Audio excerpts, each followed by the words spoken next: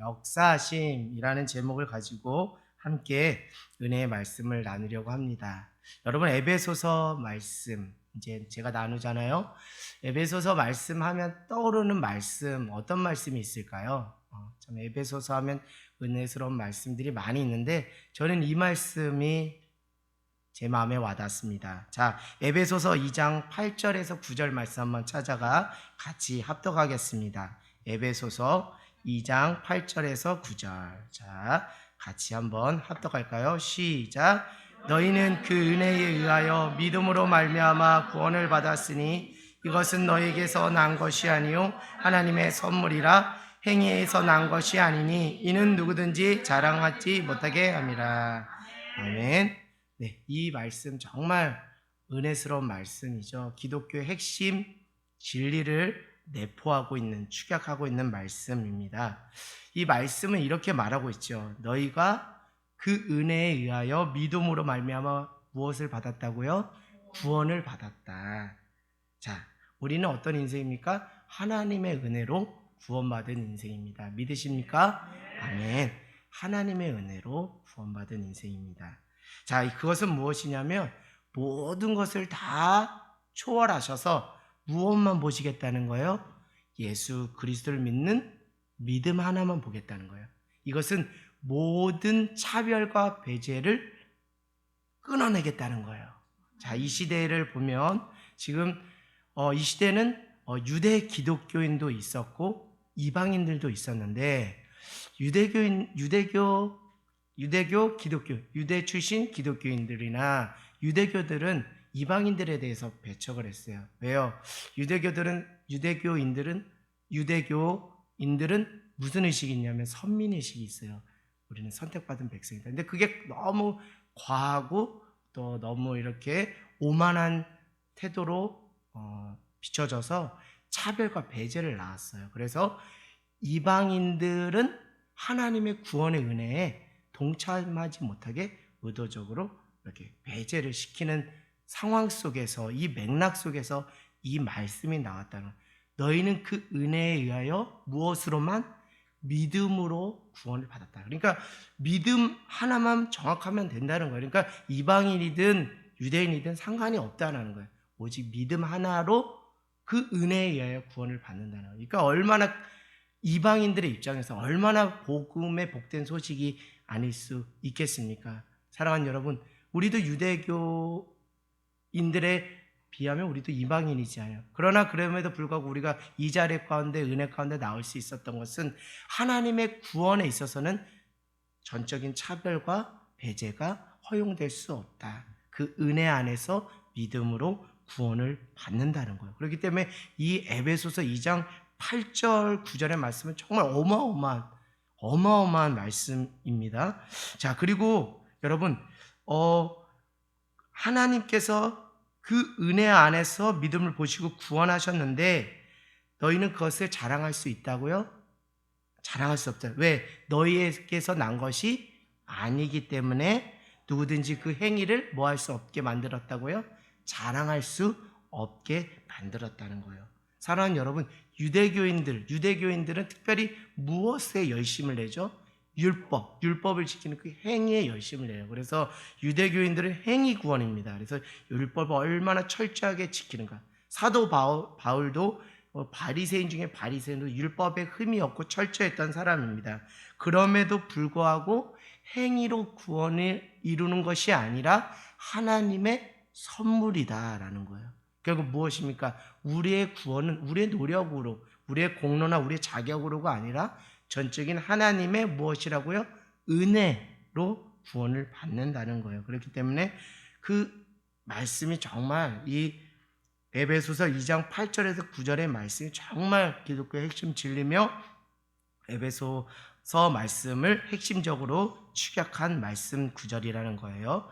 자, 그래서 에베소서 2장 8절에서 9절의 말씀을 가지고 에베소서를 한번 시간이 되실 때 한번 읽어보십시오. 제가 이렇게 부연 설명했던 그 맥락을 더듬어 가시면서 에베소서 2장 8절에서 9절의 말씀을 한번 정말 깊이 있게 한번 읽어내 보시기 바랍니다. 그러면 한량없으신 하나님의 은혜가 발견되고요.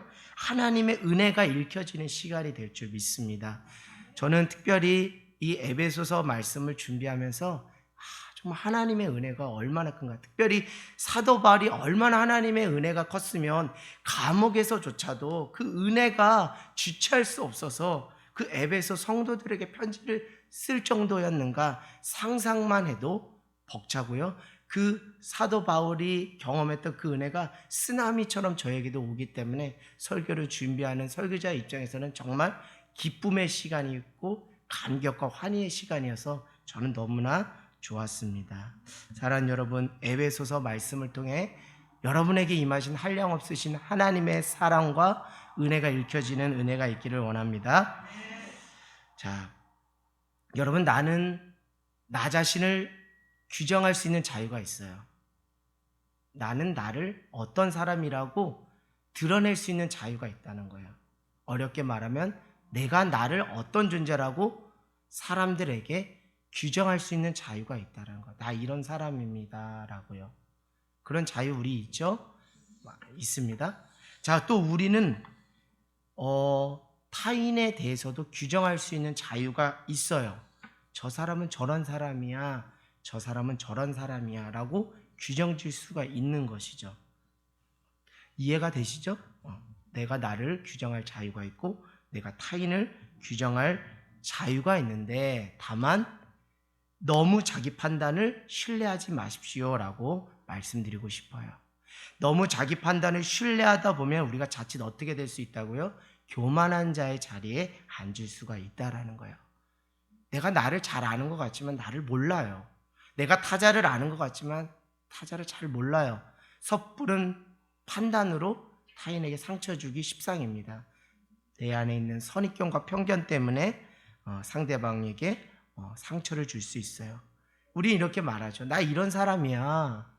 내가 누군지 알아? 하면서 자꾸 자기를 드러내는 거죠. 이게 내가 나를 판단할 수 있는, 규정할 수 있는 자유지만 이 자유가 너무 오버돼 버리면 나를 좀 알아달라는 거예요. 내가 누군지 알아? 하면서 자기를 뭔가 드러내면서 다른 사람을 어떻게 하는 거예요? 깔아뭉기는 것이죠. 또 이 자유가 너무 오용되고 남용되면 저 사람은 저래서 안 돼, 저 사람은 저럴 줄 알았어 라고 이미 규정해버리고 속단해버리는 것이죠. 이것은 우리가 자기 인생을 의지하는 사람들의 전형적인 모습입니다. 성경은 말하죠. 너희의 인생을 의지하지 말고 하나님을 의지하라. 근데 전형적인 자기 인생을 의지하는 사람의 모습의 특징이 내가 나 스스로를 규정할 수 있는 자유가 있다라고 생각하고 내가 타인을 규정할 수 있는 자유가 있다라고 생각만 해요. 그러나 그 자유 이면에 그분에 대한 존재를 시인하고 인정하지 않는 거죠. 그분은 누구십니까? 나를 지으시고 저 영혼을 지으신 창조주 하나님이라는 거예요. 사랑하는 여러분, 은혜는 어디서 오는가? 은혜는 어디서 어떻게 우리에게 오는가? 그냥 원론적으로 말씀드릴 그 은혜는 하나님이 우리에게 주시는 무엇이죠? 선물이죠. 그러니까 하나님으로부터 은혜가 오는 것이죠. 저는 그런 맥락에서 다시 한번 여러 번 말씀드립니다. 우리에게 은혜는 어떻게 오는가? 우리에게 은혜는 어디에서 오는가라는 것이죠. 자, 내가 나를 규정하고 내가 타인을 규정하는 그런 어떤 삶의 태도나 자세에서 벗어나 하나님이 나를 규정하게 맡기고 하나님이 타인을 규정하는 것을 맡기는 그런 태도나 삶의 자세로 옮겨갈 때 우리에게 은혜가 찾아오는 거예요. 여러분, 이거 제가 여러분에게 부연의 말씀을 드리지 않아도 여러분이 이미 아멘으로 화답했다는 것은 여러분이 다 아시리라 믿습니다. 이미 그 은혜를 경험한 자이기 때문에 가능한 줄 믿습니다. 하나님께서 나의 인생을 읽어내려 가시고 하나님께서 저 한 사람의 영혼을 읽어내려 가시는 것을 발견하면서 그 속에서 하나님의 은혜가 발견되는 거예요. 그 속에서 하나님의 은혜가 나에게 찾아오는 것입니다. 그것은 하나님께서 나를 어떤 존재로 바라보시는가, 하나님께서 저 한 영혼을 어떤 존재로 바라보시는가를 말씀 속에서 발견하고 그것을 믿음으로 취할 때 우리는 가히 상상할 수 없는 벅찬 감격과 은혜를 경험하게 됩니다. 사랑하는 여러분, 은혜가 어디서 어떻게 오는가? 저는 오늘 이 말씀을 통해 여러분들에게 말씀드리고 싶어요. 하나님이 나를 어떻게 보는가? 그리고 하나님이 저 영혼을 어떻게 바라보고 있는가?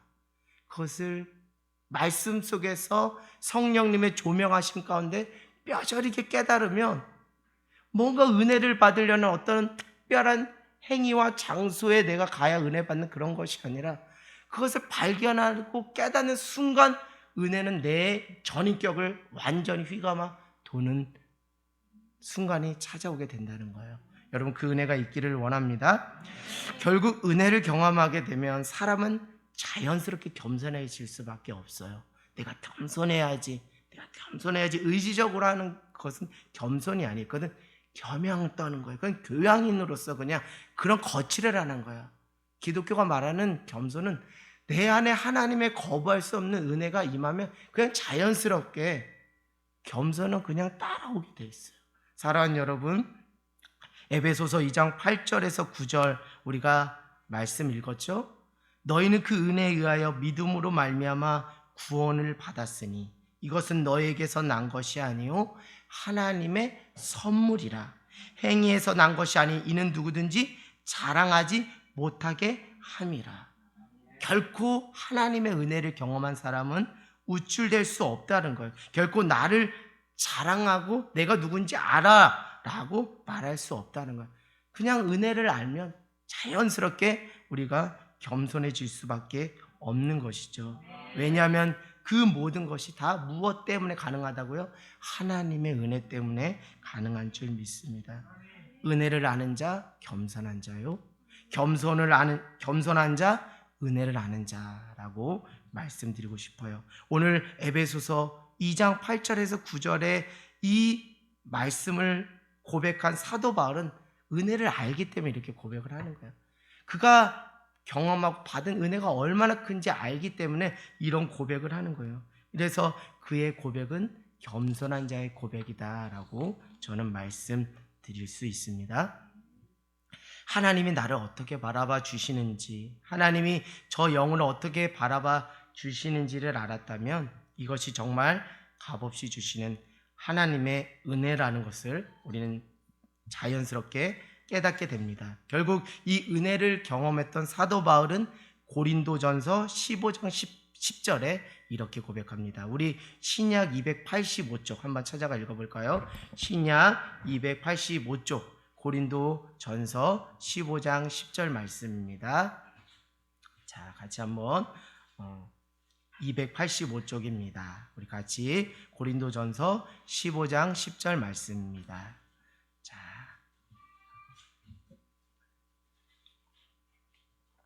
네, 다 찾으셨으면 우리 같이 합독하겠습니다. 시작.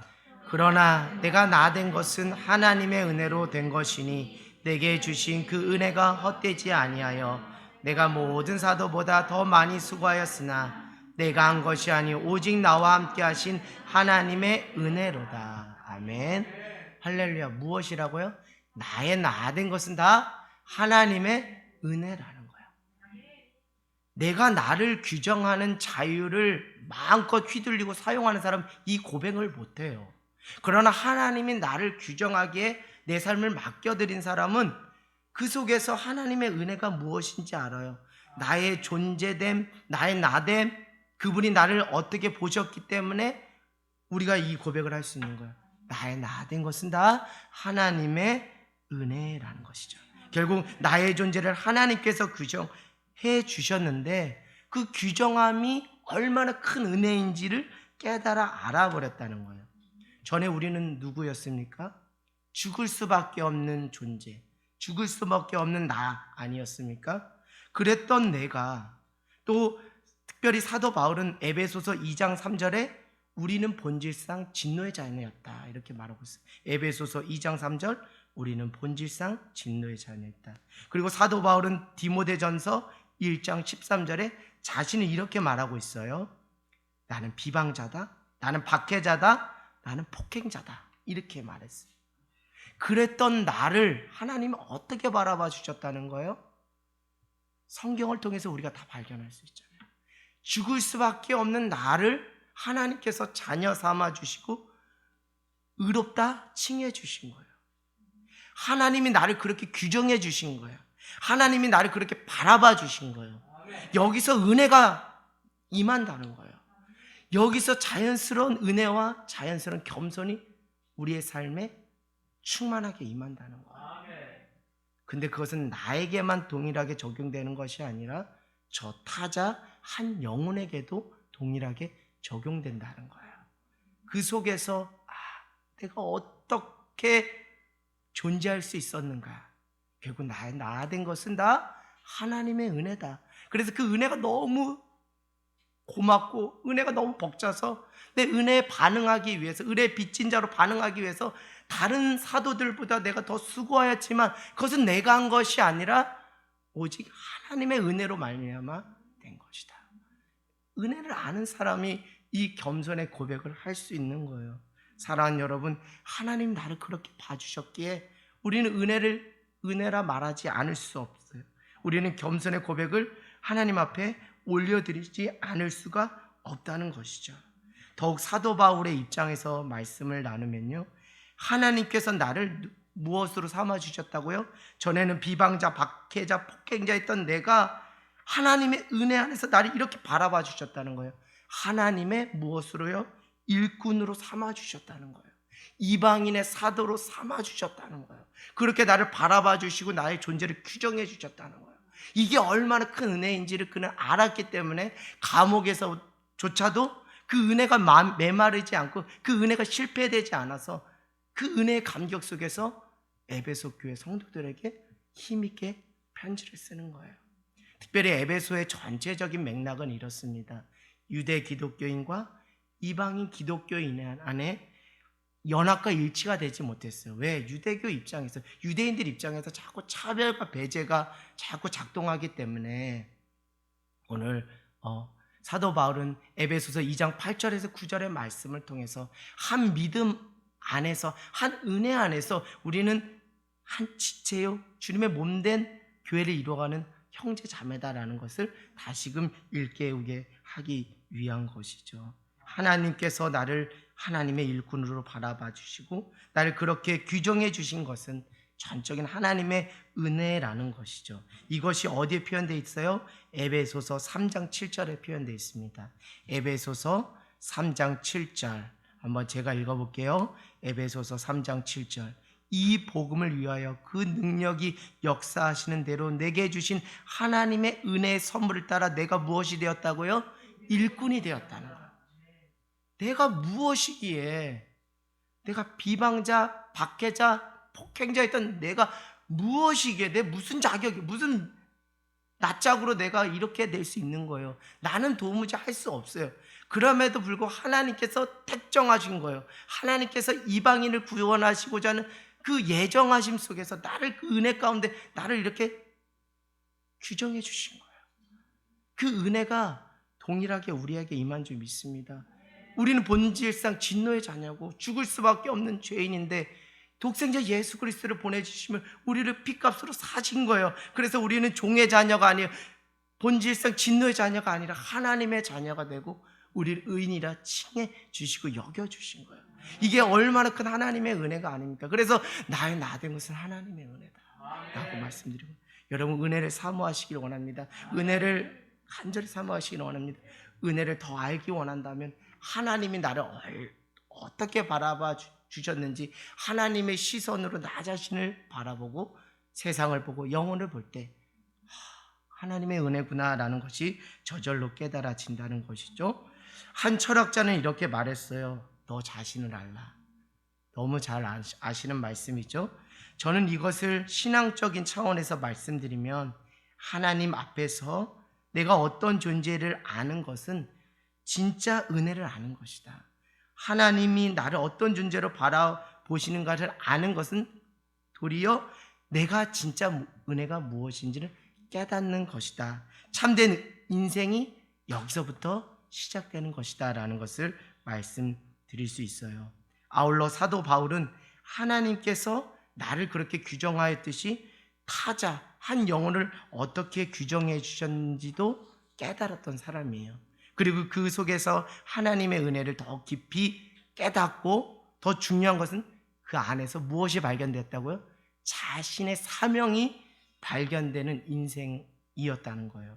자, 그건 무엇이냐면 하나님께서는 유대인들에게 배제와 차별을 당하며 멸시를 받던 이방인들을 어떤 존재로 바라보고 규정해 주셨는지를 깨달았다는 거예요, 사도 바울이. 그리고 그 속에서 하나님의 놀라운 은혜와 하나님의 사명을 발견하게 되었다는 거예요. 자, 우리 에베소서 3장 6절 말씀 같이 한번 읽어보겠습니다. 에베소서 3장 6절 말씀 시작. 이는 이방인들이 복음으로 말미암아 그리스도 예수 안에 함께 상속자가 되고 함께 지체가 되고 함께 약속에 참여하는 자가 됩니다. 아멘, 아멘. 하나님께서 저 이방인들을 어떻게 바라보시는지를 깨달아 알아버린 거예요. 그 속에서 하나님의 은혜가 발견되고 동시에 그 속에서 내가 어떤 사명을 감당해야 되는지 그것을 알아버렸다는 거죠. 그 이방인들은 예수 안에서 함께 무엇하는 자예요? 상속자가 되고 지체가 되고 약속에 참여하는 자라고 하나님이 이방인들 그렇게 바라봐 주셨는데, 이 모든 것이 무엇이라고요? 하나님의 은혜이며 하나님의 선물이다라는 것입니다. 할렐루야. 자, 하나님은 이방인들을 구원하시기를 원하신다는 것을 사도 바울은 알았습니다. 그러나 여전히 유대인들은 자신들의 시선으로 이방인들을 규정했기 때문에 이방인들에게도 구원이 있다라고 말하는 사도 바울을 못마땅하게 여기고 결국 그를 어디에 가두었어요? 감옥에 가두었어요. 그것이 어디에 나오냐? 3장 1절에 나오죠. 에베소 3장 1절 같이 읽어볼까요? 시작. 이러므로 그리스도 예수의 일로 너희 이방인을 위하여 갇힌 자 된 나 바울이 말하는 거야. 네. 그것을 알아버리고 깨달아버렸는데 말하지 않을 수가 있겠습니까? 말해버린 거예요. 유대인들에게 말해버렸어요. 그러나 그들 안에 여전히 차별과 배제가 있어서 그를 못마땅히 여겨서 이방인들에게 구원이 있다는 것을 못마땅히 여겨서 그를 감옥에 가둬버린 것이죠. 사랑하는 여러분, 사도 바울은 그 속에서 하나님의 사명인 하나님의 일을 하는 사람이 되었어요.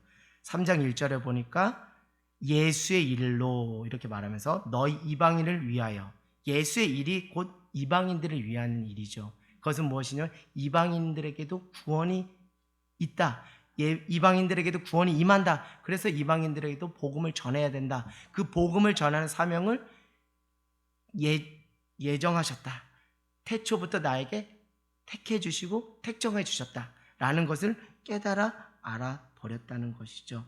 그래서 사도 바울은 감옥에서조차도 이 은혜가 너무 벅차고 감격이 되어서 그렇게 이야기하는 거예요. 그래서 3장 1절은 이방인들에게 뭔가 창피를 주고 수치심을 주려고 하는 것이 아니라 진짜 하나님의 은혜, 그 하나님의 뜻과 실상이 무엇인지를 정확하게 알려주기 위해서 말씀을 하는 것이죠.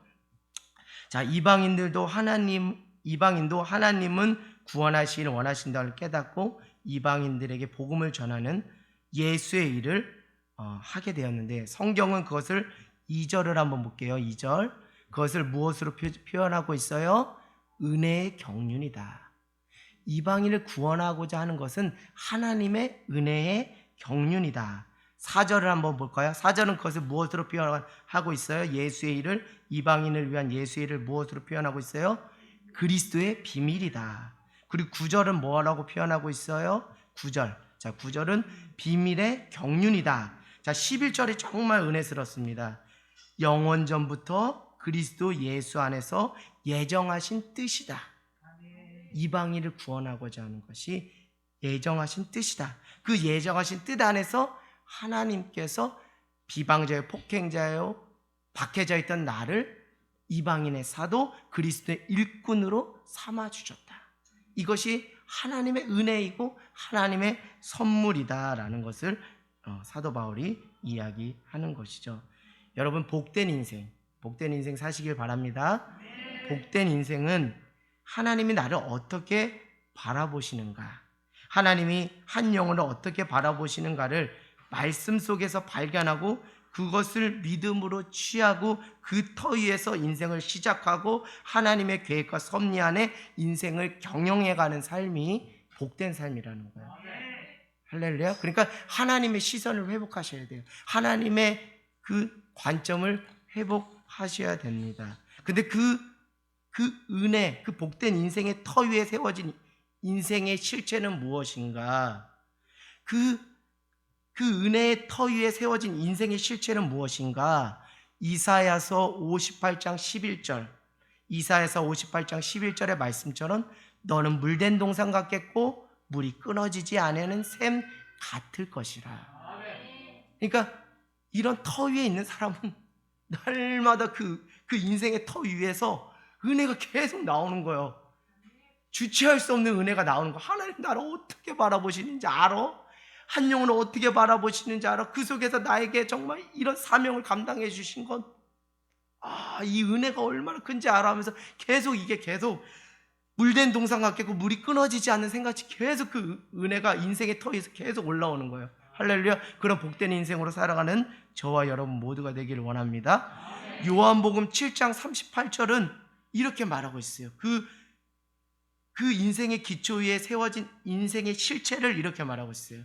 나를 믿는 자는 성경의 이름같이 그 배에서 생수의 강이 흘러나오리라 하시니라. 아멘.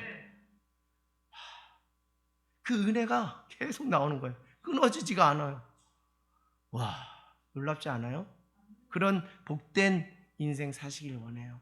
그런 인생의 기초 위에 지혜로운 인생의 건축자 되어 집을 짓고 인생을 경영하는 저와 여러분 모두가 되기를 원합니다. 그 인생의 터 위에 있기만 하면 자꾸 은혜의 샘이 자꾸 흘러나오는 거예요. 내가 막 쥐어짜지 않아도 그냥 막 나오는 거예요. 쏟아 부어주시는 거예요. 주체할 수가 없는 거예요. 그 주체할 수 없으니까 세상 사람들은 저 술 취했다, 미쳤다, 예수쟁이다 말해요. 그런 소리 들어도 기분이 좋습니다. 은혜가 얼마나 크기에. 그래서 그 은혜가 자꾸 주체 없이 흘러나오니까 감옥에서 가만히 있질 않은 거예요. 누가요? 사도 바울이 가만히 있질 않은 거예요. 내가 이 은혜를 깨달았는데 너희들 이거 은혜 좀 들어볼래? 내 얘기 좀 들어볼래? 나는 너무 은혜가 커.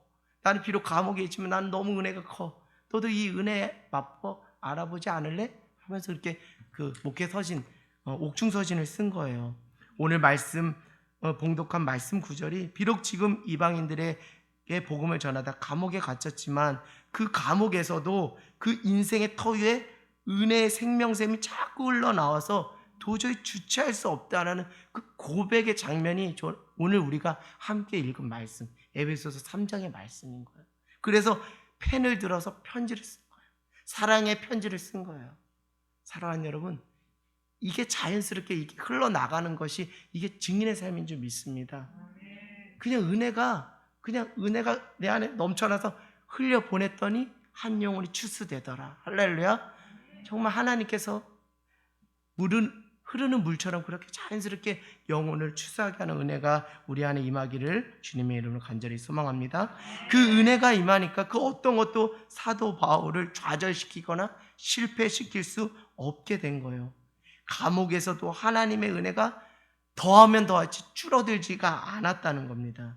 사도 바울은 이방인들도 하나님께서 영원전부터 예수 그리스도 안에서 구원하시기로 작정하셨다는 것을 알고 그것을 은혜를 편지로 쓰고, 그러니까 너희들 이 은혜 알지? 영원전부터 너희들 구원하려고 하나님 그렇게 작정하셨대. 그런 구원의 의지를 가지고 있었대. 내가 비록 감옥에 있지만 너희 주눅들지 마, 너희 좌절하거나 낙심하지 마. 오히려 하나님께 영광을 돌리고 더욱더 기도와 말씀에 전매라고 이렇게 말하는 거예요. 그게 어디에 나와 있습니까? 13절에 나와 있잖아요. 13절에 환난에 대하여 낙심하지 말라. 이는 너희의 무엇이라? 영광이라. 하나님이 우리를 얼마나 사랑하시기를 알아버렸기 때문이죠. 그런데 사도 바울은 이것을 알게 된 것뿐만 아니라 이방인들을 위해 하나님께서 그들에게 복음을 전하는 일꾼으로 나를 삼아 주셨다는 것까지 깨달아 버린 거예요.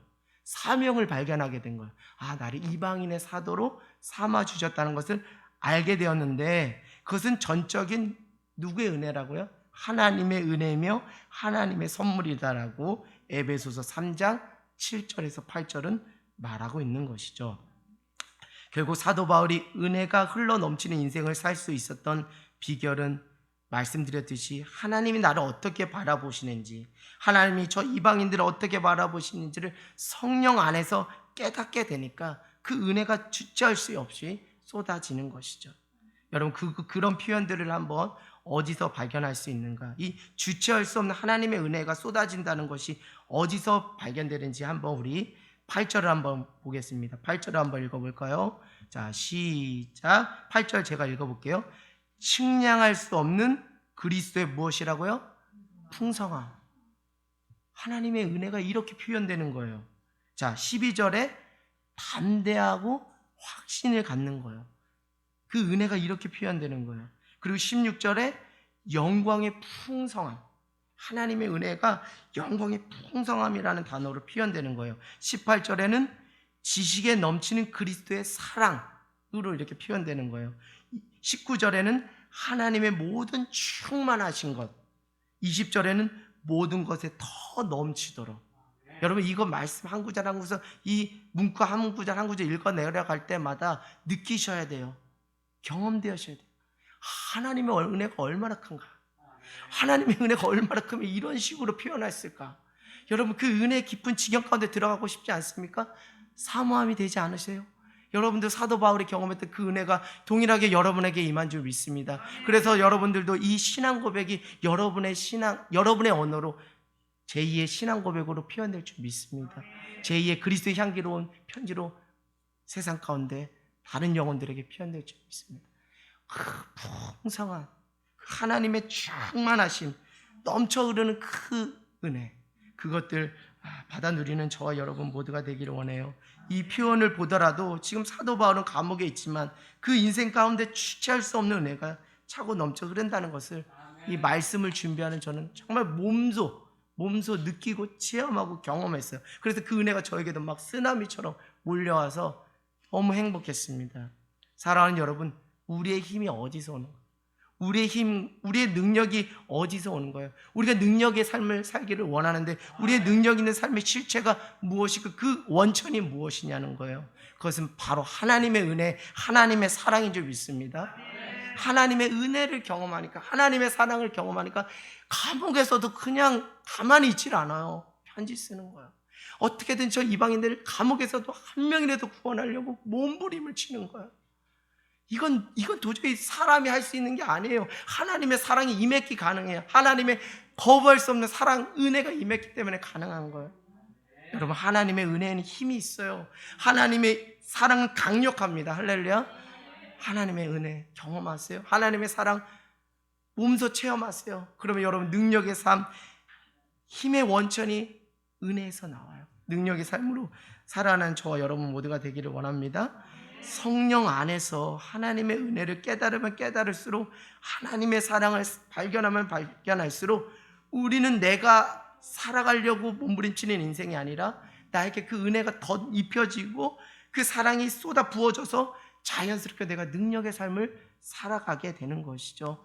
우리가 더 이상 이제 경건의 모양이 아니라 경건의 능력의 실체로 살아가는 인생이 될 줄 믿습니다. 여러분, 하나님 은혜 너무 좋지 않아요? 하나님 사랑 너무 좋지 않아요? 그냥 거저 주신대요. 그냥 값없이 그저 받아 누리라고 하시잖아요. 오늘 그 사랑과 은혜가 경험되는 저와 여러분 모두가 되기를 원합니다. 그 하나님의 사랑이 지치고 고단한 인생을 떠밀어서 다시 일으켜 세워주신다는 거예요. 그 어떤 것도 우리를 하나님의 사랑에서 끊을 수가 없다라고 말합니다. 사랑하는 여러분, 하나님의 사랑, 하나님의 은혜는 결코 실패가 없습니다. 우리를 세상이, 사단이 억압하고 제압하려 하지만 절대 우리를 그 사랑과 은혜 안에서 굴복시킬 수 없어요. 하나님의 사랑, 하나님의 은혜는 우리를 최후 승리자로 이미 인도한 줄 믿습니다. 아멘. 사랑하는 여러분, 오늘 우리 한 성경 인물, 기독교 인물, 기독교 신앙인을 본 거예요. 사도 바울을 본 거예요. 사도 바울의 인생, 박해자, 핍박자, 폭행자였던 사도 바울의 한 인생을 누가 이토록 변화시킬 수 있었던가요? 누가 이렇게 바꿔놓으셨나요? 하나님이 하셨죠. 하나님이 역사하셨죠. 여러분의 인생에도 동일하게 그렇게 임하기를 원합니다. 여러분의 가정에도 정말 흉악자, 박해자, 폭행자였던 정말 마음이 완악했던 가족, 형제, 친지, 자녀들이 하나님이 역사하시고 하나님이 일하시면 사도 바울같이 하나님이 그 영혼을 변화시키셔서 그 영혼들을 구원해 주실 줄 믿습니다. 누가 하신다고요? 내가 하는 게 아니라 누가 하신다고요? 하나님이 하신다고요. 무엇이 하신다고? 하나님의 거부할 수 없는 은혜와 사랑이 그 영혼을 변화시킨다. 그 영혼을 완전히 뒤집어 엎어버린다는 거예요. 그렇기 때문에 우리는 그분께 그냥 구하면 돼요. 하나님, 오늘 성령 하나님, 성령님의 말할 수 없는 탄식의 소리가 사랑하는 남편에게 들리게 하시고 사랑하는 자녀들에게 들리시고 하나님의 그 역사하심이 그 영혼들에게 임하여 정말 마음의 문을 열고 주님을 시인하고 인정할 수 있도록 주님 도와주세요. 여러분, 그 기도 드리시기를 원해요. 여러분이 안 하셔도 됩니다. 그냥 여러분 기도하시면 돼요. 내가 기도하면 하나님 일하십니다. 오늘 그 은혜가 저 죽어가는 영혼들에게 임할 수 있도록 간절히 기도하는 저와 여러분 모두가 되기를 원합니다. 사도 바울의 삶은 곧 하나님의 역사하심의 실체예요. 저 사람의 삶을 보니까 하나님 살아계시구나, 하나님 일하시고 계시구나, 하나님 역사하셨구나. 이방인을 향한 하나님의 강력한 구원의 의지가 사도 바울을 통해 은혜 가운데 그 사도 바울을 택하셔서 강력하게 역사하셨어요. 그 역사하신 가운데 사도 바울은 강력하게 쓰임받는 하나님의 도구가 된 것입니다.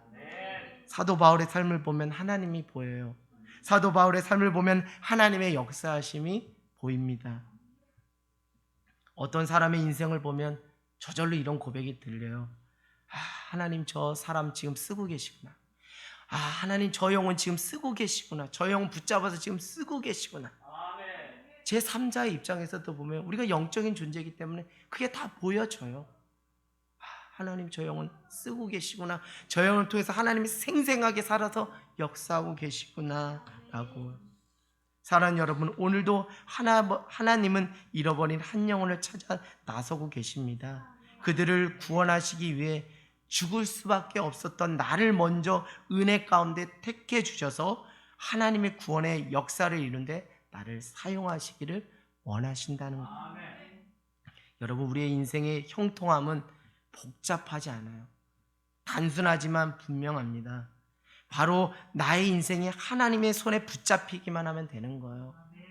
내 인생이 하나님의 손에 붙잡히기만 하면 형통한 거예요. 그 은혜를 경험했던 사람이 요셉이잖아요. 구약의 인물 요셉이잖아요. 무조건적인 하나님의 은혜 안에 사로잡히고 붙잡혀 살아가면 나도 하나님의 역사하신 가운데 쓰임받는 인생이 된다는 거예요. 할렐루야. 사랑하는 여러분, 하나님의 은혜만, 그러기 때문에 하나님의 은혜만 사모하시면 돼요. 여러분이 할 건 아무것도 없어요.